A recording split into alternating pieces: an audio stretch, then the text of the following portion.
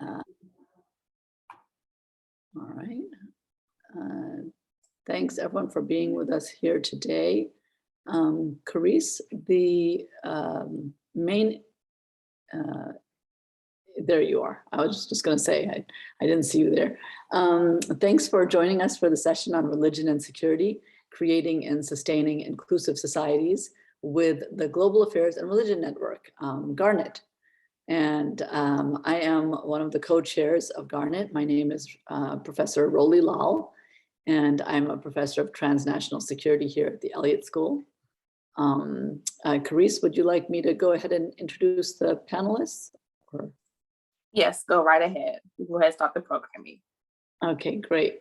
So I just wanted to introduce our panelists. We have Evan Talit, who is a master's student in international affairs with a focus on security studies.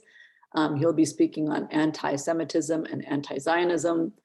We have Dikshita Venkatesh, a master's student in security policy studies. She'll be speaking on evangelicals and US foreign policy.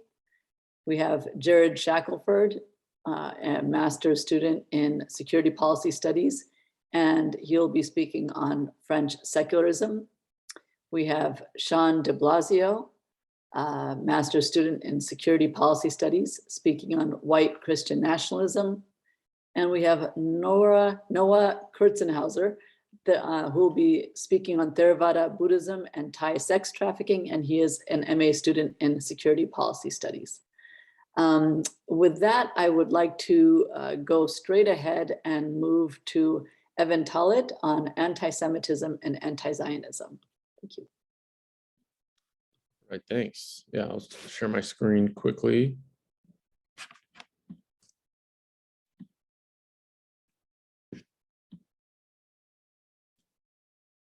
All right, hope that worked.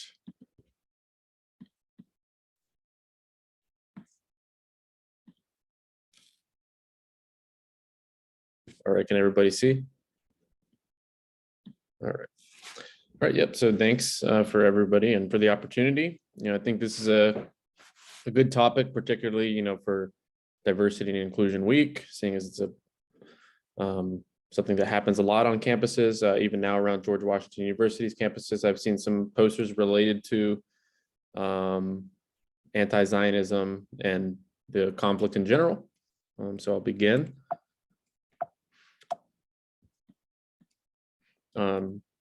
So the first thing that's kind of important with all of these things, there's a lot of terms that are thrown around, and it's important to have, a basis of what they are, but it's also important to know that these terms, whether it's anti-Semitism or anti-Zionism, can have a different definition to a lot of the people involved, and a lot of the people having conversations about these things are, a lot of the times talking past each other. And I think that's kind of an important thing to think about with this week's focus. But just going off the general dictionary definition, historically, Zionism was and has been a nationalist movement, and espouses, support or continued support for a Jewish state and the homeland for the Jewish people prior to the establishment of one in 1948. The dictionary definition includes, that it be in the historic state of Israel or land of Israel, Holy Land, based on a Jewish connection to that land. But just an interesting tidbit of information that there were Zionist movements that were not looking at the Holy Land. There were Zionist movements that were looking at places in South America and other parts of Europe, particularly leading up to World War II and after. But modern Zionism emerged in the 19th century as a revival from the Haskalah, which is the Jewish Enlightenment period.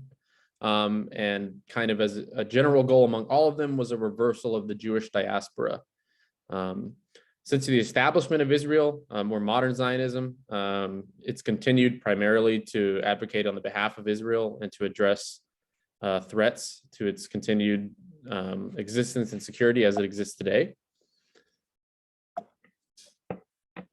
So next, talk about like Zionism and Judaism. Here on the left, that's a photo of the founding of the city of Tel Aviv, which was founded largely on a kind of religious context that's why I've included the photo there. But hope for the return of the land to Israel is in the content of the Jewish religion and text. It's known as Aliyah. That's what the process of migration is called in Israel today for people moving to Israel. Like as I said, the Jewish Enlightenment period ending in the 18th century begat this new line of thinking around Aliyah, made it more of a central part of Judaism from a religious perspective and a political perspective and a social perspective. Support is not universal. Obviously, religious and secular Jews don't support support Zionism, but doesn't necessarily make them anti-Zionists. Many support the choice or the ideology of itself, for example, for others to do it. But being a Zionist or not is not a determinant of an individual's Judaism or direct connection. Just like every religion, you have people following certain parts, and around the globe there are different interpretations. For example, Orthodox Haredi Jews are opposed to Zionism for religious reasons, and many don't support the modern state of Israel. Modern anti-Zionism, equally as difficult to define in a lot of ways that I mentioned before. But as I said, debates around both terms exist. But modern anti-Zionism is defined as opposition to Zionism, which is namely the state of Israel since 1948. And that comes in many different shapes and forms. So there's obviously differing ideologies within anti-Zionism. I have some photos there. The top right one is a sort of from the communist time in Russia of against the Jewish state, kind of a more political anti-Zionist flavor. The top left photo is the former president of Egypt, who was an Arab nationalist and led, the anti-Israel, movements from a military perspective and a more pragmatic perspective. It was obviously he was an Arab nationalist, was against the state of Israel for a lot of regional reasons, and it wasn't exactly tied to Islam or any of the debates that you see in the past. And the bottom photo is a protest on Al-Quds Day, a more religiously associated anti-Zionist protest. They're not all across certain political parties or movements. There's no exact political party or movement, but it is true that these anti-Zionism is growing more so in far left movements, particularly in the United States and other Western democracies. But there are more recent examples. During COVID-19, Israel had a very high rate of vaccination, and that was used by kind of right-wing anti-vax groups to tie it into kind of other anti-Semitic beliefs. But just some other examples that I've included. There's obviously Palestinian anti-Zionism, British colonial anti-Zionism, during the British Mandate, Muslim anti-Zionism, secular Arab anti-Zionism, which I mentioned, Christian, Soviet, African-American anti-Zionism, the movement growing within movements in the United States, and right-wing kind of fascist anti-Zionism. So to break down the potential connections between the two, and where the connections don't exist, they really fall into two categories. The first is more straightforward, that anti-Zionism is anti-Semitism in disguise. This view doesn't exactly take the form of saying that anyone who attends a protest or anyone who waves a Palestinian flag is necessarily an anti-Semite, but more so that the movements at large are associated with anti-Semitism, and some make the case that the leadership of some of these movements. Obviously, a lot of these things end up being in slogans and protests and things like that, and it's pretty hard to call a whole swath of people like that something like anti-Semitic. The second one is less a commentary on Zionism itself and the merits of the movement, and rather that the culture of anti-Zionism and the growth of it have provided for unsafe spaces for Jewish people, and they enhance anti-Semitic attitudes and actors. Proponents of both views point that there are ulterior motives potentially towards Israel, and that maybe the word Zionism or anti-Zionism in some cases is used as a veil, and to assert that that it's a delegitimization campaign, that they're using to spread to, outside movements that are not necessarily anti-Zionist movements. And as I mentioned before, this is largely true in sort of progressive movements. Just continued from the other side, the views that the two are not linked, meaning anti-Zionism and anti-Semitism, also fall into two general beliefs that linking them is and anti-Semitism is a serious issue, but those linkages are made by people who want to silence or dissent any criticism of Israel or its policies. The view that anti-Zionism can lead to anti-Semitism is actually largely accepted. You obviously hear of things happening, and that's not necessarily on the blame of people protesting, and that's people taking the message and going too far, so to speak, is what a lot would say.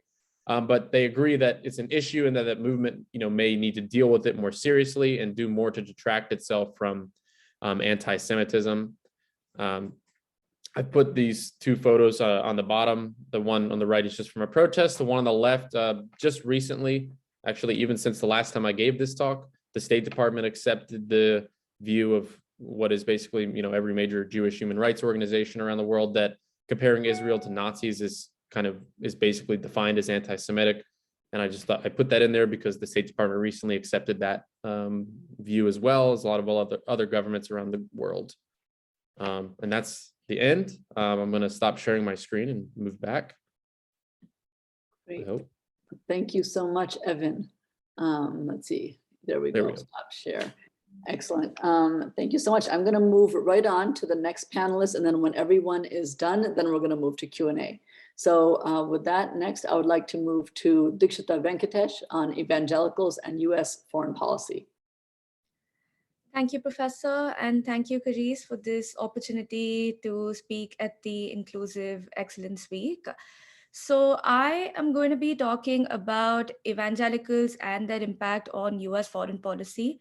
This is a good segue from Evan's topic because this talks about the overarching support that Israel enjoys when it comes to US foreign policy choices.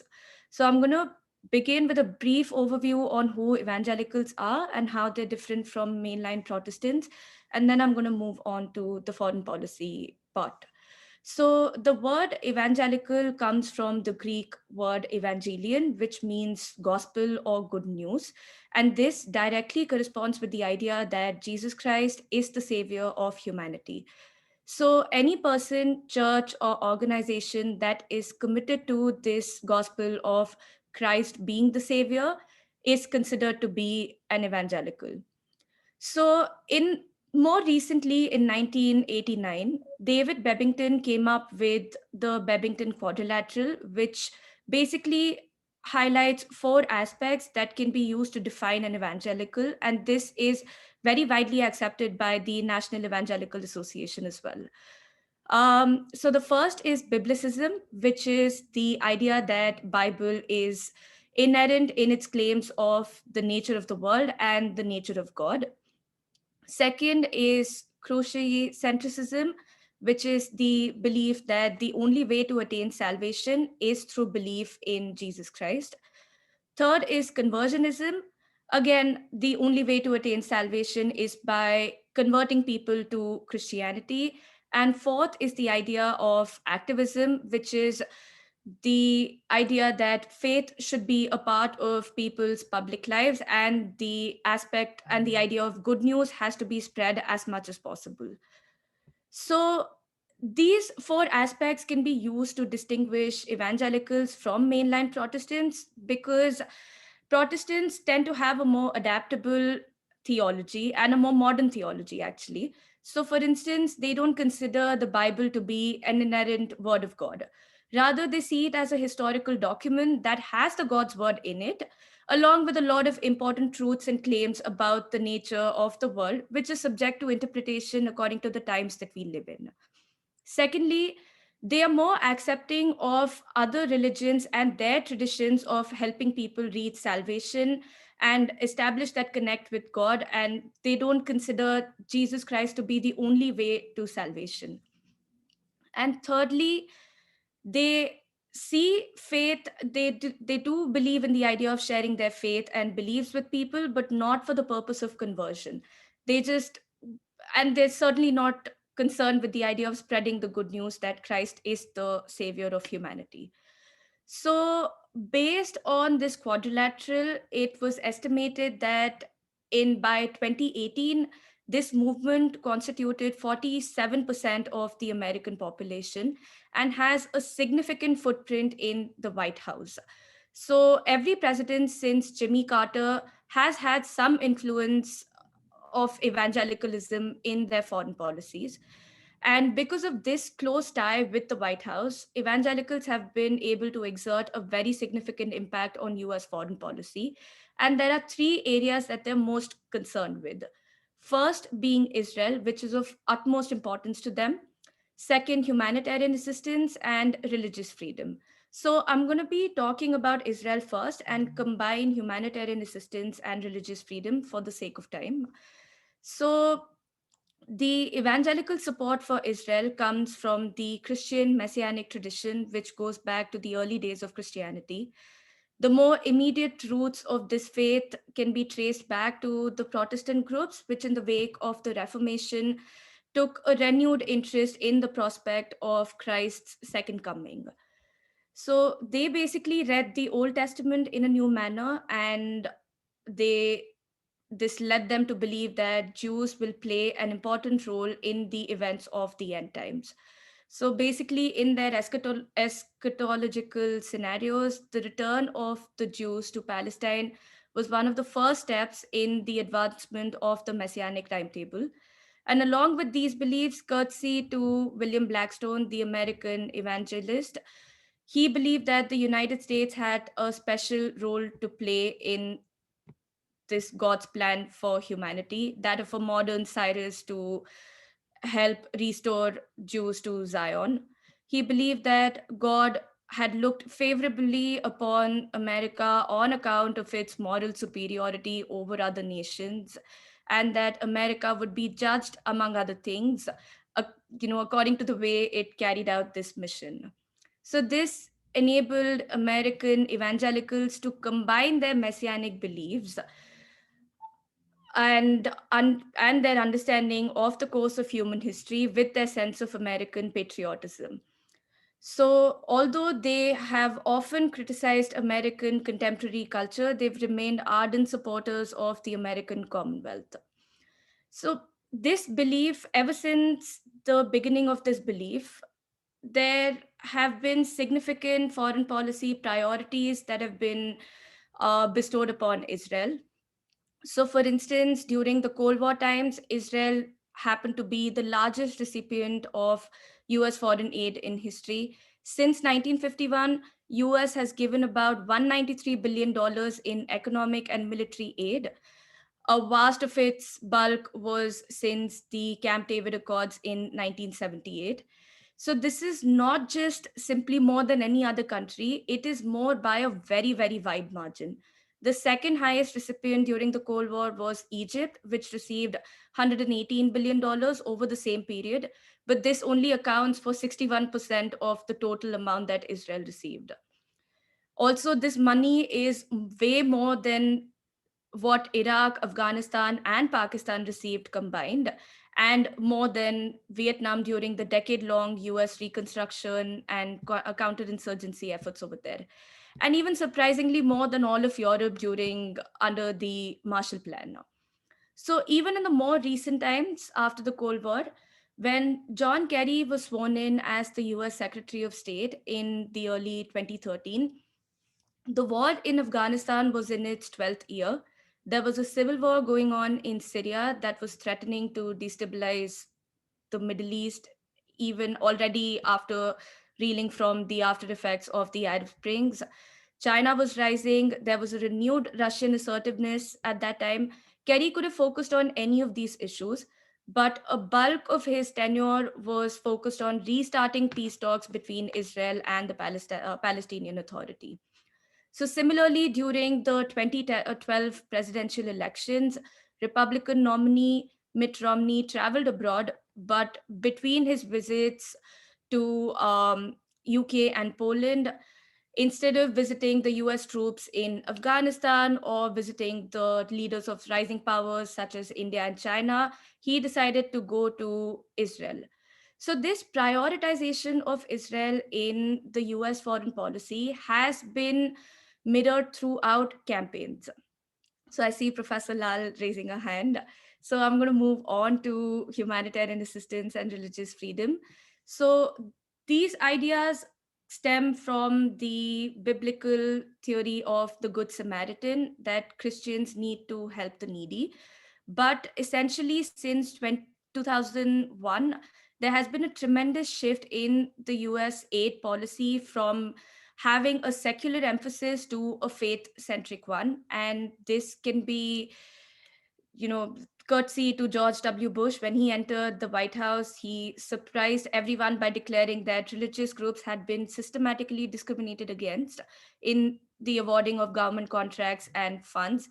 And ever since then, faith-based organizations and the faith-based sector has received a great amount of money to further their domestic agenda and mirror it in the global sector through US foreign policy. Thank you. Thank you so much, Dikshita. That was wonderful. And to go with the theme, I think I'd like to turn next to Sean DeBlasio on white Christian nationalism. Thank you, Dr. Law, and thank you everyone for attending to this afternoon. So I'm going to speak about white Christian nationalism. I'm going to give you context, try to explain what it is, because it is sort of a nuanced term, and then we'll dive into the implications for the future.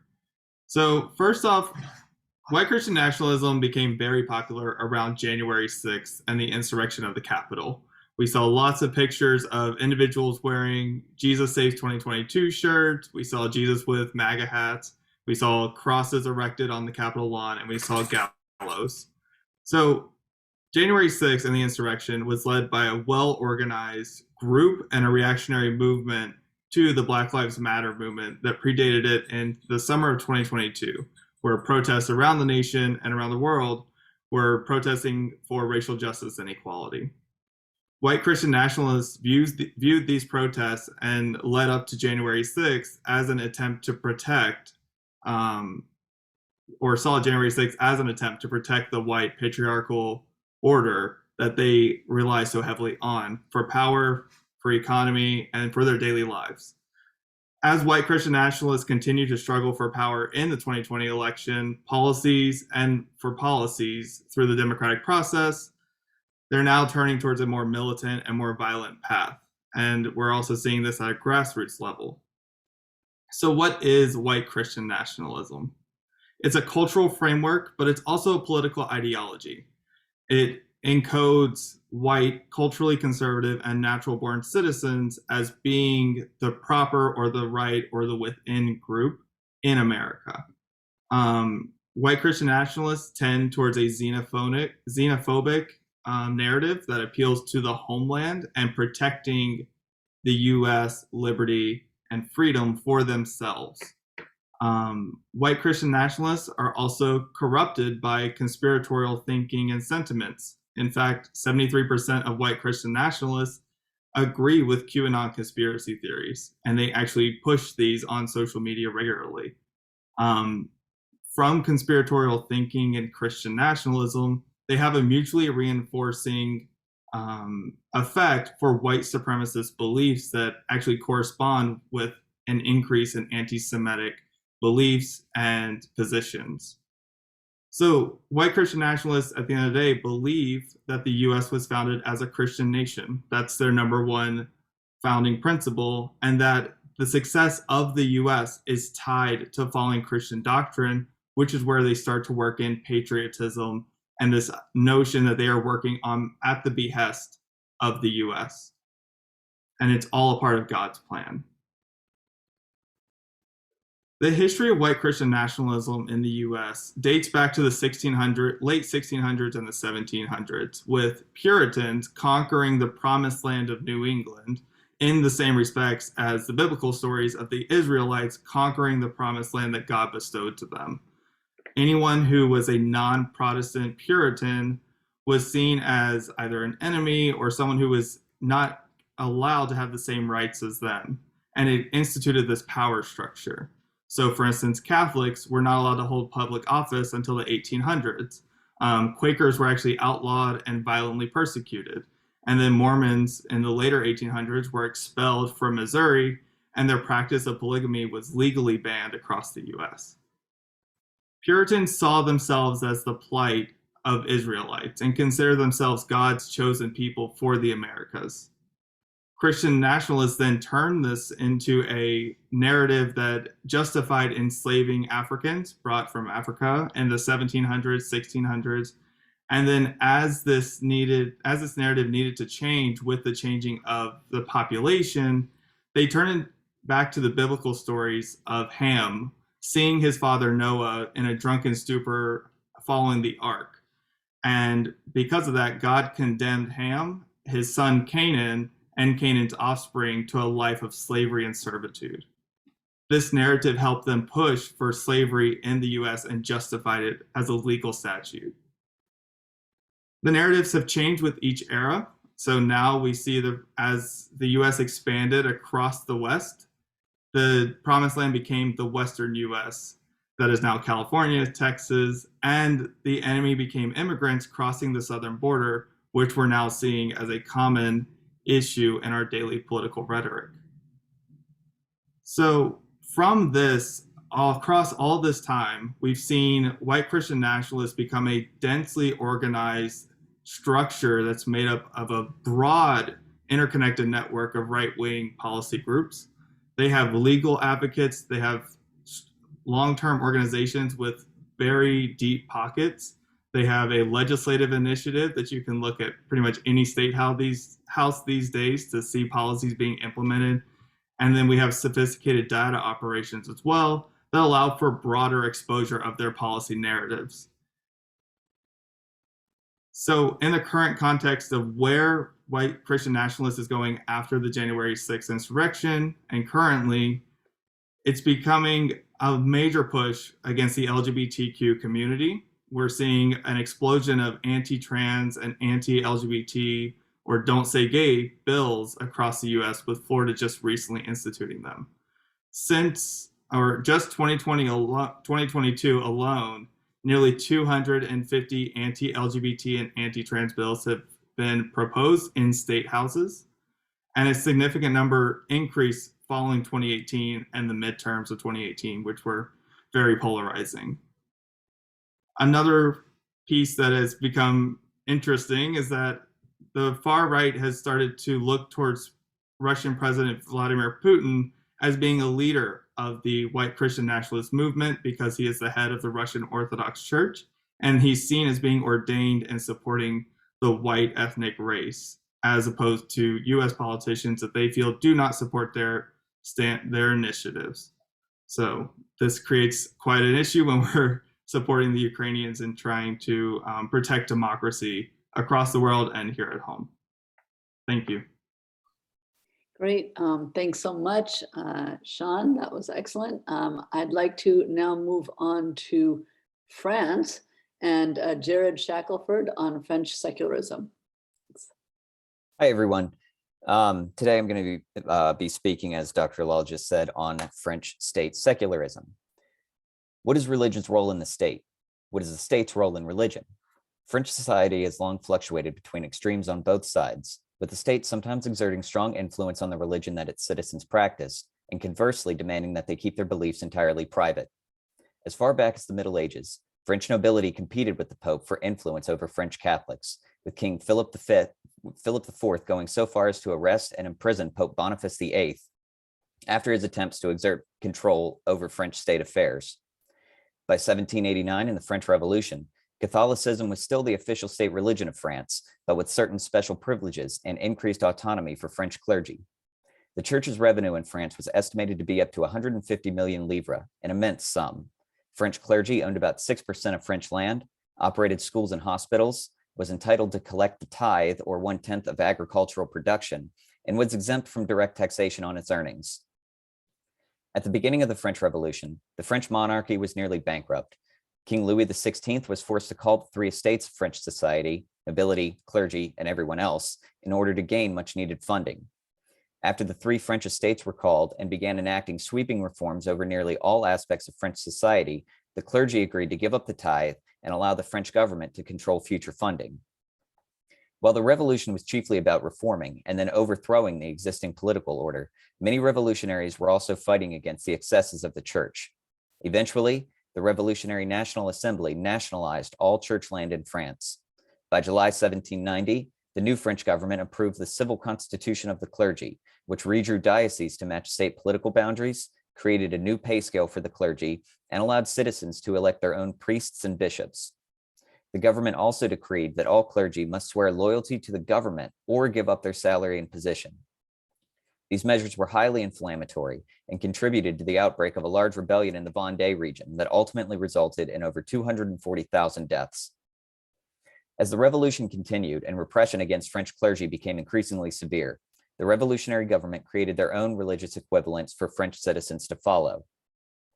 The cult of reason was an attempt to replace Christianity with a belief system centered on the personification of reason, Enlightenment ideals, and the perfection of mankind through logic and freedom. Many French churches were redecorated with busts of famous Enlightenment figures and were scenes of festivals of reason. Robespierre also created the cult of the supreme being.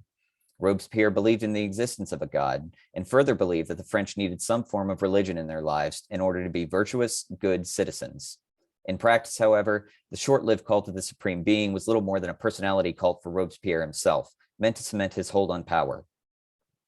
After Napoleon seized power and ended the revolution, he negotiated a return of the Catholic Church to French society after agreeing to the Concordat of 1801 with Pope Pius VII. While it did not make Catholicism the official state French religion again, it declared that Catholicism was the religion of the great majority of the French. The church gave up its claims to property that had been seized by the French government, acknowledged that the French state could nominate bishops, but gained the right to veto those nominations. While Napoleon himself was not particularly religious, he recognized the utility of increased social cohesion gained from ending state attacks on the Catholic Church. In 1881 and 1882, Minister of Public Instruction Jules Ferry introduced laws that mandated public and free secular education under the French government. This was the beginning of modern French state secularism, or laïcité, and the beginning of the end of the Catholic Church wielding significant power in France. Several years later, the law of 1905 officially established the separation of the French government and any church.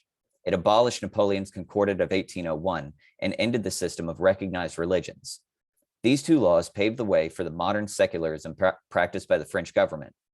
In theory, the policy of laïcité allows the French state to wash its hands of religion completely. If the government does not favor or even acknowledge any religion, it can theoretically serve all of its citizens in a more equal and fair way. However, there are some in France today who feel persecuted or excluded because of this policy. In 1989, 3 young Muslim girls were dismissed from school when they arrived to class wearing the hijab. While the majority of French citizens saw this as French Muslims' refusal to fully integrate into French society, many Muslims felt that they were being excluded from French society due to religious differences. Many Muslims felt further ostracized after a 2010 law that banned the wearing of all face masks in public places, which notably included the burqa and the niqab. Another law, since overturned, banned the burkini, or the female full-body bathing suit meant to promote modesty. There have been multiple attacks by Muslim terrorists in France in recent years. In 2015, gunmen killed 12 and wounded 11 more in an attack on the Charlie Hebdo newspaper office after it printed cartoons of the Prophet Muhammad. A French teacher was beheaded in October 2020 after showing his class similar cartoons. French conservatives have also used laïcité to target Islam and increase their own electoral success. While both the United States and France embrace religious freedom, it comes from fundamentally different directions. Patrick Chamarel argued that the United States offers a freedom of religion, where a citizen is theoretically welcome whatever their creed. American courts may interpret laws more flexibly when they have to do with matters of personal religious belief, like perhaps the use of hallucinogens during Native American ceremonies. This is a sharp contrast to France, which has instituted measures that ensure a freedom from religion, where one is free to worship in the privacy of their own home, but where that freedom has no place in public or governmental affairs. Finding a balance between respecting minorities and maintaining France's secularism and liberal values, it's going to be an important issue in the future. So some key takeaways to consider moving forward. Every nation is shaped by its own history. After significant amounts of conflict over religion, France took drastic steps to limit and prevent this from happening again. In doing so, however, they may have just created new problems with the alienation of a significant part of their population. So what the question really comes down to is, what does it mean to have a freedom of religion, and how can a democratic government maintain its liberalism and rights for everyone without encroaching on religious beliefs of certain segments of the population? And it's really important that we continue asking these questions and working to move forward in order to build a better, more inclusive society for everyone. Great. Thank you so much. And thank you for raising those questions too, Jared, at the end. Hopefully we'll be able to get to them in our discussion. But now I'm moving on to our last speaker, Noah Kurzenhauser, on Theravada, Buddhism, and Thai sex trafficking. Noah? Alrighty, can you hear me? Perfect. Okay. I always like to check. Thank you so much again for the opportunity to speak today. It's a wonderful opportunity, and thank you to our attendees who are joining us during their lunchtime, most likely, or wherever you're joining from. But yes, my name is Noah Kurzenhauser. I'll be speaking to you today on Theravada Buddhism and its relationship within prostitution in Thailand. It's a really complex subject, and I only have about 5-7 minutes to dig into it truly. So I'll try my best to kind of give you the main meat and the main details from this. But just to further kind of first delineate what sex trafficking and what prostitution looks like in Thailand right now. So it makes about 10% of the entire country's GDP. Prostitution plays a prominent role in both tourism practices, but also the I've probably heard of the red light districts and the karaoke bars that occupy a lot of the inner streets of Thailand and Bangkok and other areas as well. This again is a big pull for international consumers who visit the country for this very reason. And so obviously prostitution is a critical part of the country's economy. Now, I think whenever I talk about this subject, the first question I get is how does religion even begin to factor in to prostitution?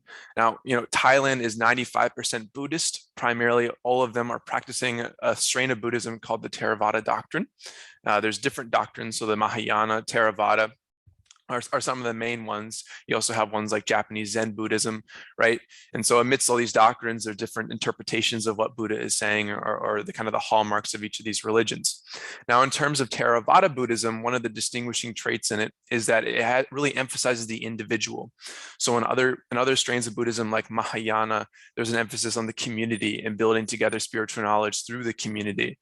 Whereas in Theravada Buddhism, it's really reliant upon the individual to reach self-enlightenment and follow the practices and guidance put out by Buddha. So within Thailand, right, you have all these different temples and monks, putting out this doctrine, really asserting to individuals that they must achieve enlightenment by themselves.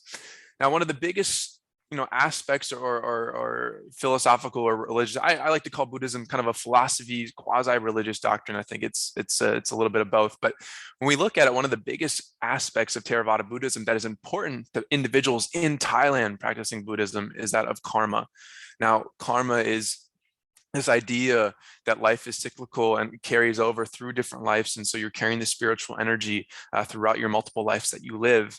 Now, interesting thing about Theravada Buddhism, especially in Thailand, is this idea of the gender disparity when we're looking at karma and how individuals are born.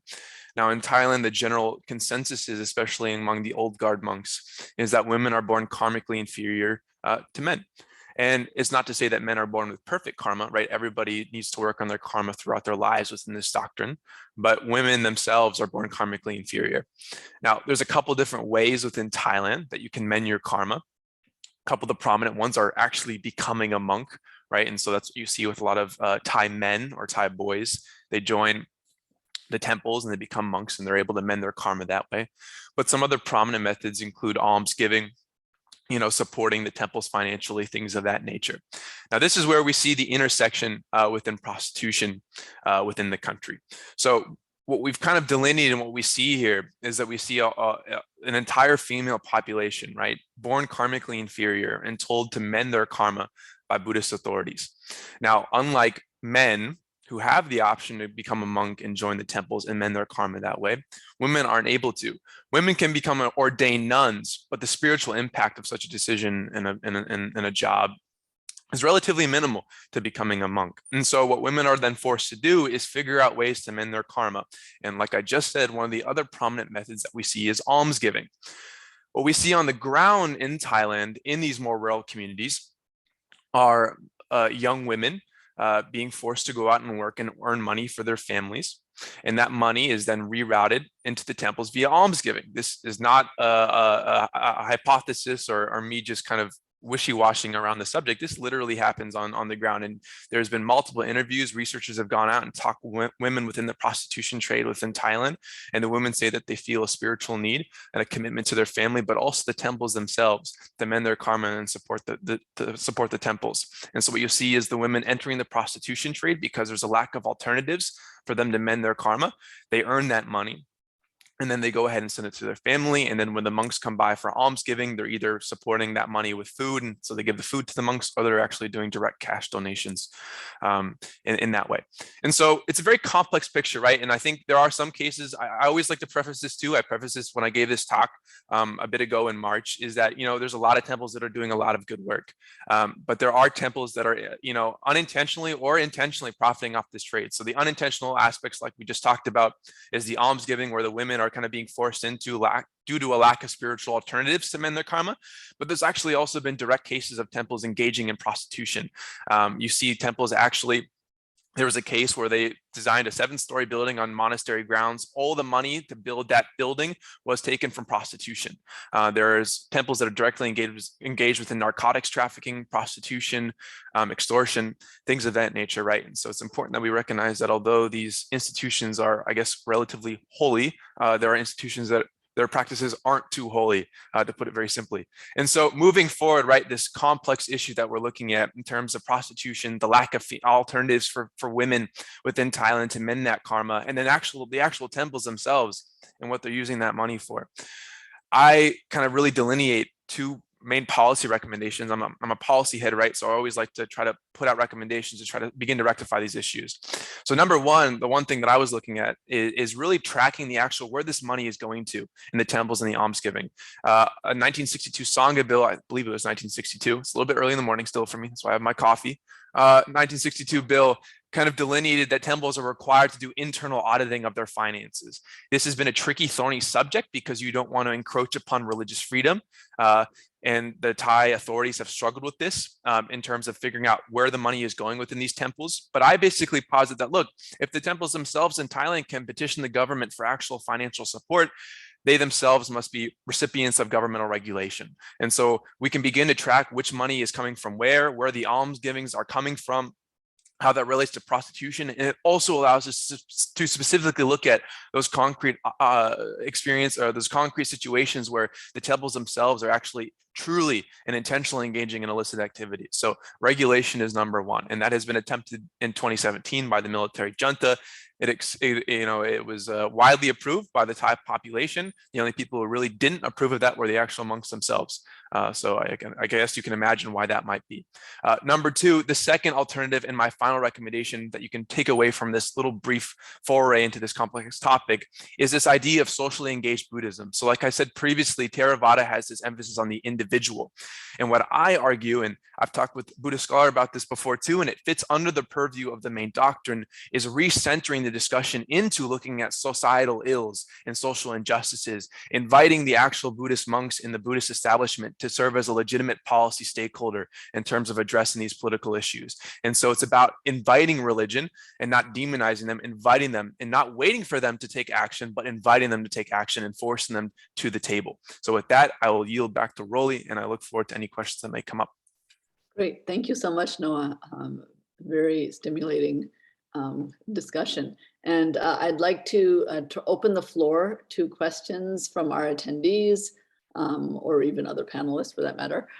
Questions, I see one from Talit. Go ahead, if you can unmute yourself, is that possible?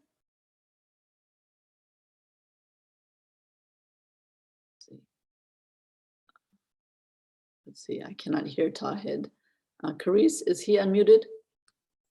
I am trying to make sure now.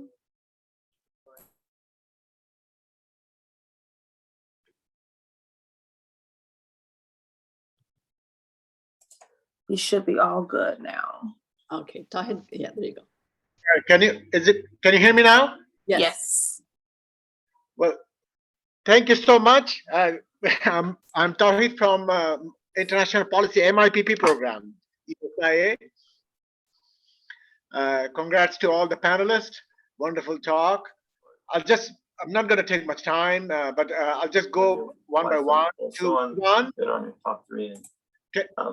Can you hear? Yes. Yeah, Ivan, can you hear me? Yes, I can. Yeah, in your presentation, two slides, I was expecting that, when you talk about anti-Zionism, you first define Zionism, but what I was expecting that you first use, because I didn't see the word Zion, what the word Zion means. Last time I remember when I took the class comparative religion back in California 20 years ago, it had something to do with a mountain, Mount Zion. So I wonder if you can throw some light on that. In another slide, you mentioned about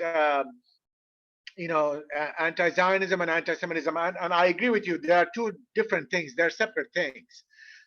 One is more political, and another one is more related to a prejudice towards a particular religious group.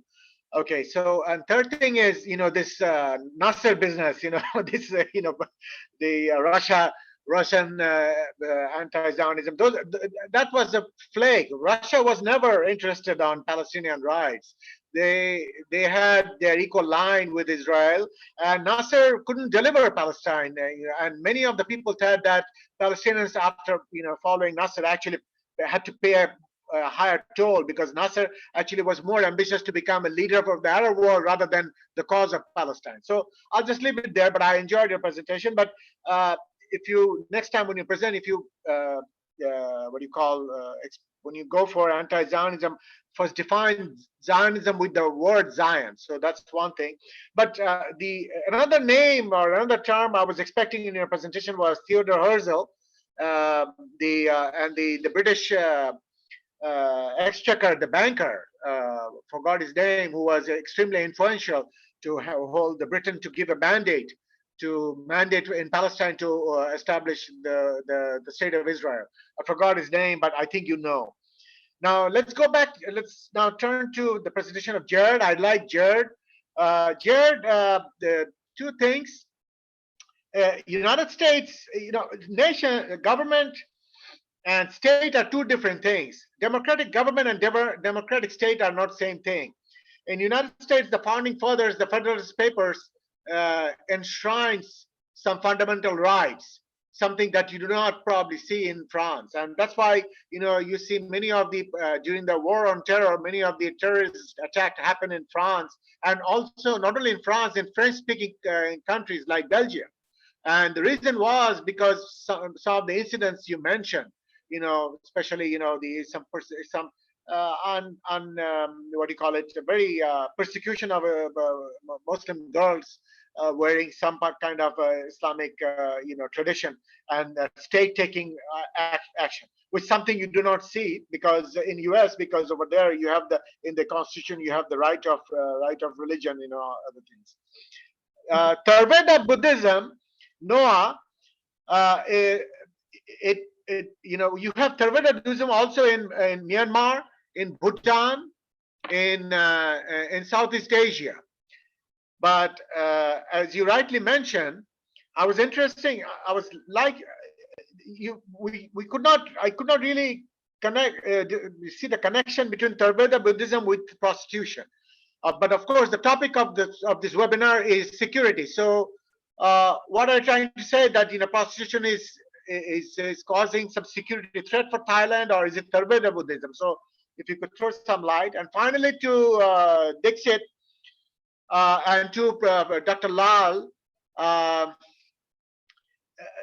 religion and security, this webinar is very time appropriate. And I was expecting that at least one panelist will speak something on the present status of India. The present persecution of Muslims in India, particularly in Kashmir, if not, but of course also in Myanmar, the Rohingya refugees, one of the classic example of securitization on the name of religion. And also maybe you could also bring the example of Uyghur in China. Okay, thank you, Tahid, but for I all these think- great questions. I'm going Yeah, to but open it up to the panelists to quickly address each one. We've only got a few minutes, so and then we've got a question from Graham as well. So each of you be very quick with your answers. Evan. Yeah, sure. I'll be quick. Yes, Har Zion is the mountain of Zion. It's in Jerusalem. There's some debate about exactly where it is. It's really more of a hill than a mountain. Also, they weren't as traveled. And yes, so I did have the picture of Nasser. Again, it wasn't a pro-Palestinian position. It was an anti-Zionist position, which he definitely was. The whole topic of Arab support for Palestinian rights is for another time. I did have a picture of Theodore Herzl. I just didn't have it labeled, but time constraints. Yes, he was the father of modern Zionism, but it's hard enough to define. Giving one person credit for the whole movement is a little weird to me, but there was a picture of him. Those are all cool questions. All right, thanks. I think Jared. I didn't really I concede my time because it was just kind of like a comment on mine, but yeah. All right, no problem. Great, thanks. And Dikshita, I'm not sure if there was necessarily a question, but if you want to make a very brief comment on Hindu nationalism, I would say go for it. I would just say that definitely Hindu nationalism is on the rise and has been since the rise of the BJP, the current political administration. And it's led to a lot of problems in Kashmir. It's led to a lot of problems in India with regards to secularism. But I mean, this is an issue that is already getting a lot of emphasis. So I just thought that today my take on Christianity was more appropriate for the talk. Yeah, no, that was excellent. And let's see, Noah, he had a question for you on Theravada Buddhism and prostitution. You're muted now. Noah? Okay, can you hear me? Yes. Okay, I was gonna say, I think I clearly established the link between the two. I think there's an indirect link, and then there's a direct causal link between the temples themselves and Theravada Buddhism. I think you have tangible examples of the Thai Buddhist temples engaging in illicit activities that presents an internal security threat, but also, negatively reflects upon Thailand's international global standing. And Buddhism is intertwined with all of that. And I think, the thing is, when I presented this in March too, we talked for an hour and a half. And so I can get into the weeds of the actual philosophy and the religion and how that connects with Buddhism. We talk about things like the 3rd precepts and refraining from sexual misconduct and how that relates to women standing within Thai society and how that links to a security issue as well. And so I think, it's important to understand that from the outlook, it may not seem like it's a direct security threat, but when you look at the actual causal links between Buddhism and how it affects the internal country's affairs, it most certainly presents a security threat. Thank you. And then we have a question that's been posted by Graham Cornwell in the chat for Evan. How do we help disentangle anti-Semitism from anti-Zionism? It seems that this is such a challenge in popular discourse. Yeah, it's a good question. I don't know. How do we remove all kinds of prejudice from conversations? I certainly have opinions. I think that maybe people who are interested in the topic should ground their ideas, in trying to learn more about the history of the conflict, maybe disassociating it so much with the domestic political narratives that exist. Oftentimes people are arguing points that are not even between the conflict itself. And then they introduce, frankly, tying the conflict to racial struggles in America. A lot is, and not only not correct, it's introducing kind of this Western narrative of race. I think that the inflammatory rhetoric really on both sides, calling all Palestinians terrorists, that happens, on one side, and then saying that Israel's an apartheid state like South Africa is also inflammatory. And, so I think that trying to stay away from, thought bubbles and try to understand the conflict, particularly for the people who experience it, might be more important and frankly, disassociating it from, a lot of Western narratives about the conflict. I'm only saying that because I grew up in America too. But I also have family that is involved in it. So, and there's a disconnect oftentimes. So.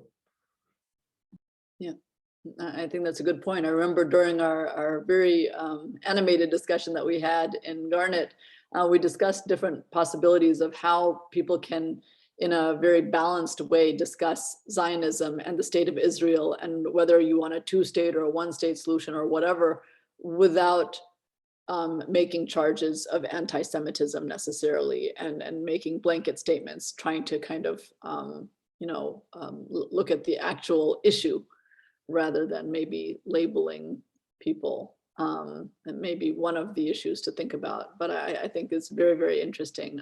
Do we have any other questions? We have just 2 minutes left. If we have any last questions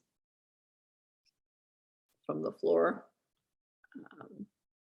No, if not, then I'd just like to take a minute or two just to close up and mention some things that we have covered definitely in the security and religion group. So each of these talks was discussed for an hour and a half in our group meetings. And all of these meetings really do delve into how religion and security intersect, and what are some possible policy solutions that we can think about. And then also, how do we have respectful conversations around religion? Nowadays, I think one of the problems that we are definitely facing in America and around the world is the sense that we cannot even discuss these issues because it's too sensitive. But I think that is the wrong approach. We need to think about continuing these conversations and just doing it in a respectful way and an intelligent way, and in a way to try to learn and be open to everyone's views on these topics. So with that, I hope that we see you all again, and thank you all for joining us today. Thank you all to our wonderful speakers who did a fantastic job. Thank you so much. And I'll see you all later. Thank you again. Thanks, everyone. Thanks, Carice, for having us. Thank you for being a part. It was phenomenal, and I'm looking forward to maybe a speaker series in the future for this. This is definitely topics we have to continue to have, like you said, have conversations about in a healthy, civilized discourse way. So thank you. Thank you so much. All right. Bye-bye. Bye.